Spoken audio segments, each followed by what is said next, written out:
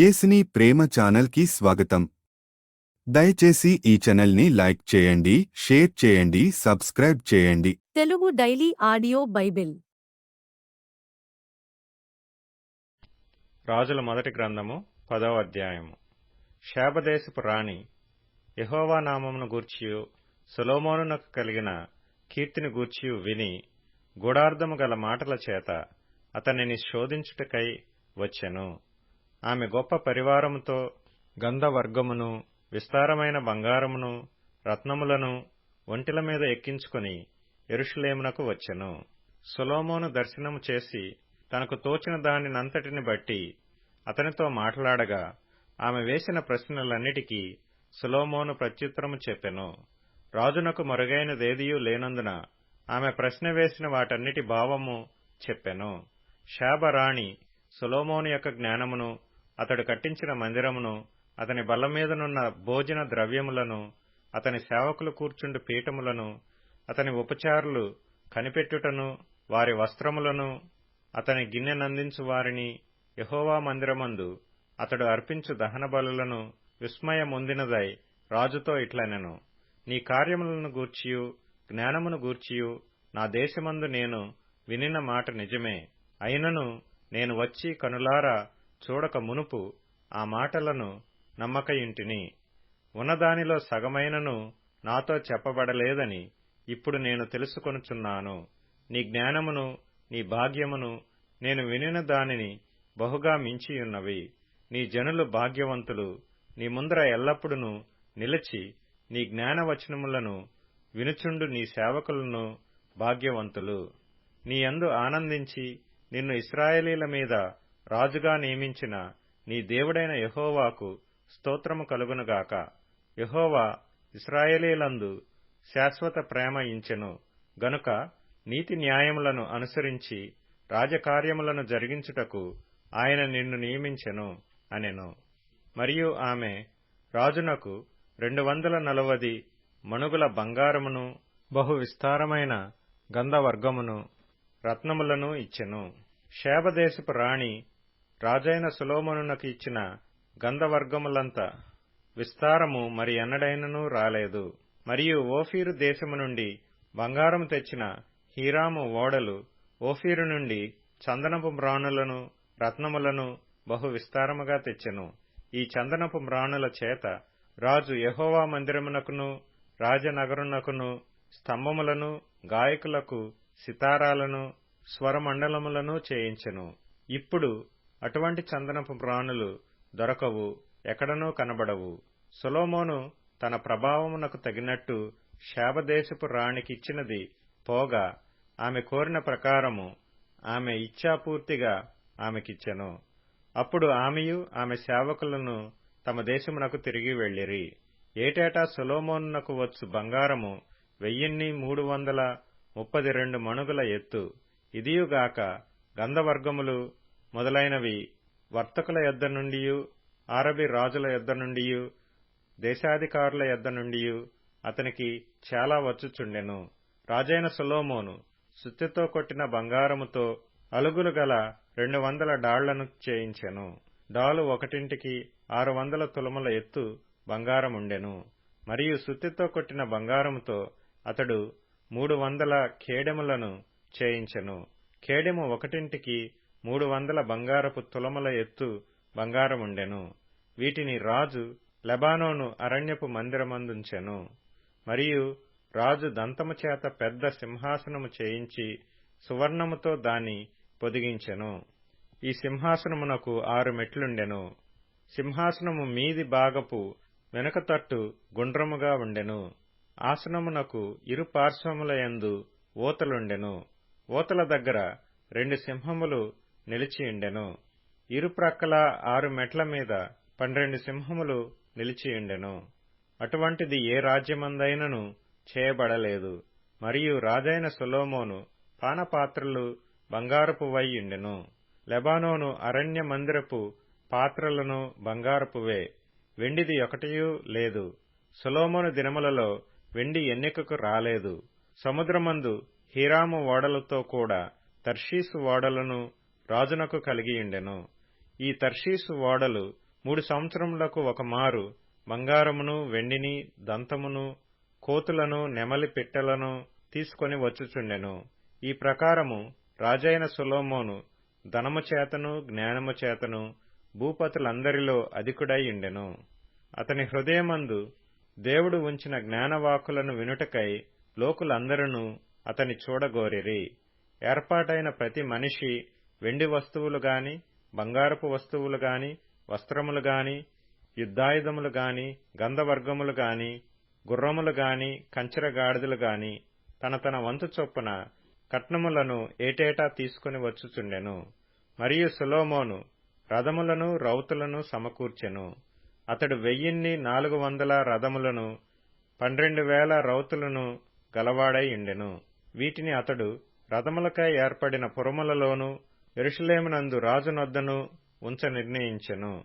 రాజు యెరూషలేములో వెండిని రాళ్లంత విస్తారముగా వాడుక చేసెను.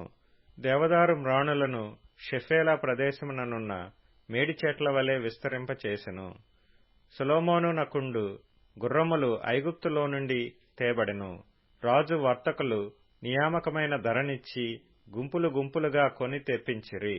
వారు ఐగుప్తులో నుండి కొని తెచ్చిన రథమొకటింటికి 600 తులముల వెండియు, గుర్రమొకటింటికి 150 తులముల వెండియు ఇచ్చిరి.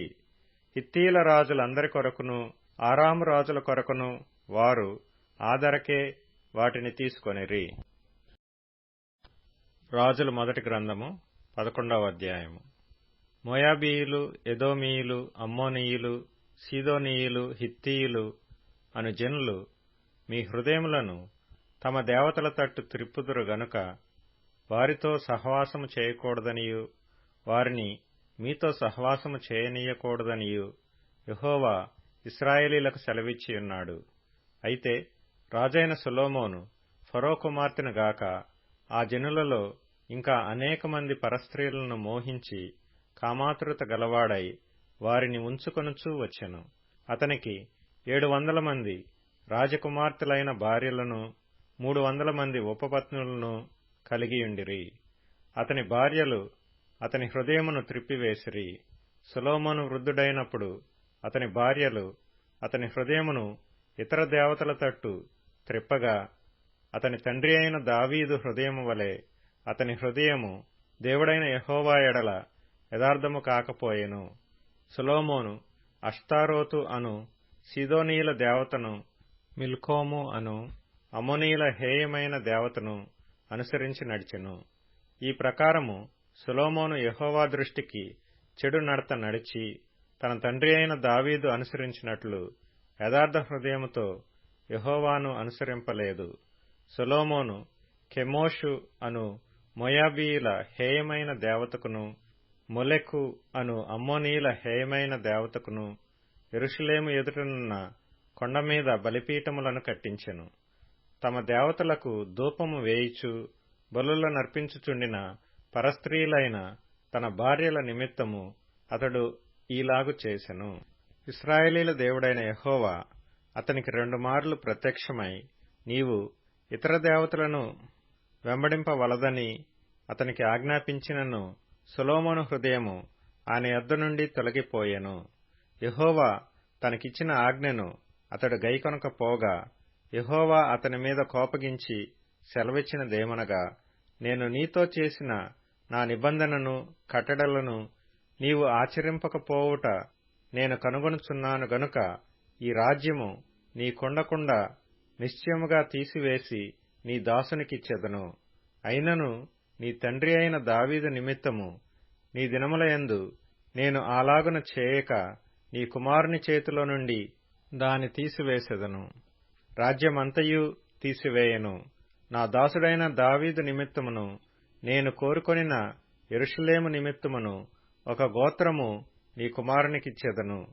యెహోవా ఎదోమీయుడైన హదదు అను ఒకని సొలొమోనునకు విరోధిగా రేపెను. అతడు ఎదోము దేశపు రాజవంశస్థుడు. దావీదు ఎదోము దేశము మీద యుద్ధము చేయుచుండగా సైన్యాధిపతి అయిన యోవాబు చంపబడిన వారిని పాతిపెట్టుటకు వెళ్లియున్నప్పుడు ఎదోము దేశమందున్న మగవారినందరినీ హతము చేసెను. ఎదోములోనున్న మగవారినందరినీ హతము చేయు వరకు ఇశ్రాయేలీలందరితో కూడా యోవాబు 6 నెలలు అచ్చట నిలిచెను. అంతటా హదదును అతనితో కూడా అతని తండ్రి సేవకులలో కొందరు ఎదోమీయులను ఐగుప్తు దేశంలోనికి పారిపోయిరి. హదదు అప్పుడు చిన్నవాడై ఉండెను. వారు మిద్యాను దేశములో నుండి బయలుదేరి పారాను దేశమునకు వచ్చి పారాను దేశము నుండి కొందరిని తోడుకొని ఐగుప్తులోనికి ఐగుప్తు రాజుకు ఫరో నొద్దకు రాగా, ఈ రాజు అతనికి ఇల్లును భూమియు ఇచ్చి ఆహారము నిర్ణయించెను. హదదు ఫరో దృష్టికి బహు దయ పొందగా తాను పెండ్లి చేసుకొనిన రాణి అయిన తహ్పెనేసు సహోదరిని అతనికి ఇచ్చి పెండ్లి చేసెను. ఈ తహ్పెనేసు యొక్క సహోదరి అతనికి గెనుబతు అను కుమారుని కనెను. ఫరో ఇంట తహ్పెనేసు వీనికి పాలు విడిపించెను గనుక గెనుబతు ఫరో కుటుంబీకులలో నివసించి ఫరో కుమారులలో ఒకడుగా ఎంచబడెను. అంతటా దావీదు తన పితరులతో కూడా నిద్రపొందిన సంగతిని, సైన్యాధిపతి అయిన యోవాబు మరణమైన సంగతిని ఐగుప్తు దేశమందు హదదు విని, నేను నా స్వదేశమునకు వెళ్ళుటకు సెలవిమ్మని ఫరోతో మనవి చేయగా, ఫరో, నీవు నీ స్వదేశమునకు వెళ్లకోరుటకు నా యొద్ద నీకేమి తక్కువైనది అని అడిగెను. అందుకు హదదు, తక్కువైనదేదియూ లేదు గాని ఎలాగుననైనను నన్ను వెళ్లనిమ్మనెను. మరియు దేవుడు అతని మీదికి ఎల్యాదా కుమారుడైన రెజోను అను ఇంకొక విరోధిని రేపెను. వీడు సోబా రాజైన హదదెజరు అను తన యజమానుని యొద్ద నుండి పారిపోయినవాడు. దావీదు సోబావారిని హతం చేసినప్పుడు ఇతడు కొందరిని సమకూర్చి కూడిన యొక్క సైన్యమునకు అధిపతి అయి దమస్కునకు వచ్చి అచ్చట నివాసము చేసి దమస్కులో రాజాయెను. హదదు చేసిన ఈ కీడుగాక సొలొమోను బ్రతికిన దినములన్నీయు ఇతడు అరాము దేశమందు ఏలినవాడై ఇశ్రాయేలీలకు విరోధి అయ్యుండి ఇశ్రాయేలీల యందు అసహ్యత గలవాడై యుండెను. మరియు సొలొమోను సేవకుడైన యరొబాము సహా రాజు మీదికి లేచెను. ఇతడు జెరేదా సంబంధమైన ఎఫ్రాయిమీయుడైన నెబాతు కుమారుడు. ఇతని తల్లి పేరు జెరూహా, ఆమె విధవరాలు. ఇతడు రాజు మీదికి లేచుటకు హేతువేమనగా, సొలొమోను మిల్లో కట్టించి తన తండ్రి అయిన దావీదు పురమునకు కలిగిన బీటలు బాగుచేయుచుండెను. అయితే యరొబాము అను ఇతడు మహాబలాఢ్యుడైయుండగా యవనుడగు ఇతడు పనియందు శ్రద్ధ గలవాడని సొలొమోను తెలుసుకొని యోసేపు సంతతి వారు చేయవలసిన భారమైన పని మీద అతనిని అధికారిగా నిర్ణయించెను. అంతటా యరొబాము యెరూషలేములో నుండి బయలు వెడలిపోగా షిలోనీయుడును ప్రవక్తయునగు అహీయా అతనిని మార్గమందు కనుగొనెను. అహీయా క్రొత్త వస్త్రము ధరించుకొనియుండెను. వారిద్దరూ తప్ప పొలములో మరి ఎవడనూ లేకపోయెను. అంతటా అహీయా తాను ధరించుకొనియున్న క్రొత్త వస్త్రమును పట్టుకొని 12 తునకలుగా చింపి యరొబాముతో ఇట్లనెను, ఈ 10 తునకలను నీవు తీసుకొనుము. ఇశ్రాయేలీల దేవుడైన యెహోవా సెలవిచ్చినదేమనగా, జనులు నన్ను విడిచిపెట్టి అష్తారోతు అను సీదోనీయుల దేవతకును, కెమోషు అను మోయాబీయుల దేవతకును, మిల్కోము అను అమ్మోనీయుల దేవతకును మ్రొక్కి సొలొమోను తండ్రి అయిన దావీదు చేసినట్లు నా దృష్టికి యోగ్యమైన దాని చేయకయు, నా కట్టడలను నా విధులను అనుసరింపకయు, నేను ఏర్పరచిన మార్గములలో నడవకయు నున్నారు.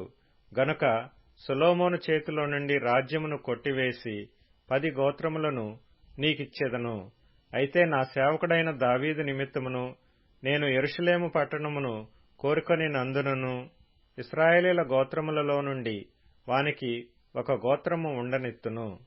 రాజ్యము వాని చేతిలో నుండి బొత్తిగా తీసివేయక నేను కోరుకొనిన నా సేవకుడైన దావీదు నా ఆజ్ఞలను అనుసరించి నా కట్టడలను ఆచరించిన గనుక దావీదును జ్ఞాపకము చేసుకొని అతని దినములన్నీయు అతనిని అధికారిగా ఉండనిత్తును. అయితే అతని కుమారుని చేతిలో నుండి రాజ్యమును తీసివేసి అందులో నీకు 10 గోత్రములనిచ్చెదను. నా నామమును అచ్చట ఉంచుటకు నేను కోరుకొనిన పట్టణమైన యెరూషలేములో నా ఎదుట ఒక దీపము నా సేవకుడైన దావీదునకు ఎల్లప్పుడూ నుండునట్లు అతని కుమారునికి ఒక గోత్రము ఇచ్చెదను. నేను నిన్ను అంగీకరించినందున నీ కోరిక ఎంతటి చొప్పున నీవు ఏలుబడి చేయుచు ఇశ్రాయేలు వారి మీద రాజువై ఉందువు. నేను నీకు ఆజ్ఞాపించినదంతయు నీవు విని నా మార్గములననుసరించి నడుచుచు నా దృష్టికి అనుకూలమైన దానిని జరిగించుచు నా సేవకుడైన దావీదు చేసినట్లు నా కట్టడలను నా ఆజ్ఞలను గైకొనిన ఎడల నేను నీకు తోడుగా ఉండి దావీదు కుటుంబమును శాశ్వతముగా నేను స్థిరపరిచినట్లు నిన్నును స్థిరపరచి ఇశ్రాయేలు వారిని నీకు అప్పగించెదను. వారు చేసిన క్రియలను బట్టి నేను దావీదు సంతతి వారిని బాధపరచుదును గాని నిత్యము బాధింపను. జరిగిన దానిని విని సొలొమోను యరొబామును చంపచూడగా యరొబాము లేచి ఐగుప్తు దేశమునకు పారిపోయి ఐగుప్తు రాజైన షీషకు నొద్ద చేరి సొలొమోను మరణమగు వరకు ఐగుప్తులోనే ఉండెను. సొలొమోను చేసిన ఇతర కార్యములను గూర్చియు అతడు చేసినదంతటినీ గూర్చియు అతని జ్ఞానమును గూర్చియు సొలొమోను కార్యములను గూర్చిన గ్రంథమందు వ్రాయబడి ఉన్నది. సొలొమోను యెరూషలేమునందు ఇశ్రాయేలీలందరినీ ఏలిన కాలము 40 సంవత్సరములు.